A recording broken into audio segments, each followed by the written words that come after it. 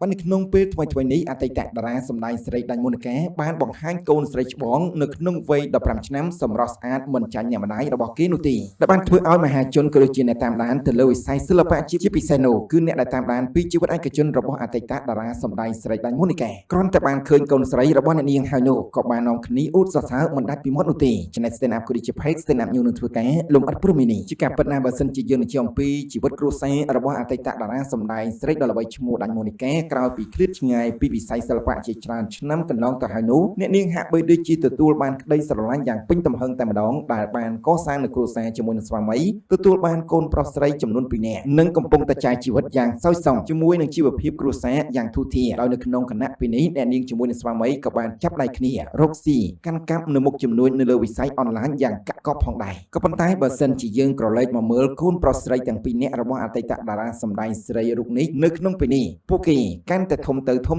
ពេញកំឡោះពេញក្រមុំស្ដូកអស់ហើយដែលមានសម្រស់ស្រស់ស្អាតសង្ហានិងគួរឲ្យស្រឡាញ់ថែមទៀតផងដែលគេដឹងថាកូនស្រីច្បងមានវ័យ15ឆ្នាំចំណែកឯកូនប្រុសពៅមានវ័យ10ឆ្នាំហើយដែរស្របជាមួយគ្នានោះផងដែរចំពោះកូនស្រីច្បងមានវ័យ15ឆ្នាំរបស់អ្នកនាងដាញ់មូនិកាដែលមានឈ្មោះថា Jasmine នៅក្នុងពេលថ្មីកន្លងទៅនេះគណៈដែលអ្នកម្ដាយបង្ហាញពីសកម្មភាពវីដេអូជាមួយនឹងកូនស្រីបណ្ដុលចិត្តរបស់ខ្លួនក៏ត្រូវបានមហាជនអ្នកគាំទ្រលើបណ្ដាញសង្គមផ្ទុះការចាប់អារម្មណ៍និងសរសើរមិនដាច់ពីមាត់នោះទេចំពោះរូបសម្រស់ដ៏ស្រស់ស្អាតរបស់កូនស្រីអ្នកនាងកាន់តែធំពេញរូបពេញរាងទន្ទឹមអ្នកម្ដាយរបស់ខ្លួនមុខមាត់កាន់តែស្រស់ស្អាតខ្ជូតបែបអ៊ីនព្រៀនមិនចាញ់អ្នកម្ដាយរបស់គេទេដែលអ្នកម្ដាយរបស់គេគឺជាអតីតតារាភាពយន្តដ៏ល្បីឈ្មោះដែលលេចធ្លោខ្លាំងនៅពេលអតីតកាលនោះបានចឹងព័ត៌មានដែលយើងខ្ញុំបានលើកឡើងនេះក៏សូមបញ្ចប់មានការខុសឆ្គងសូមអធិស្ឋាន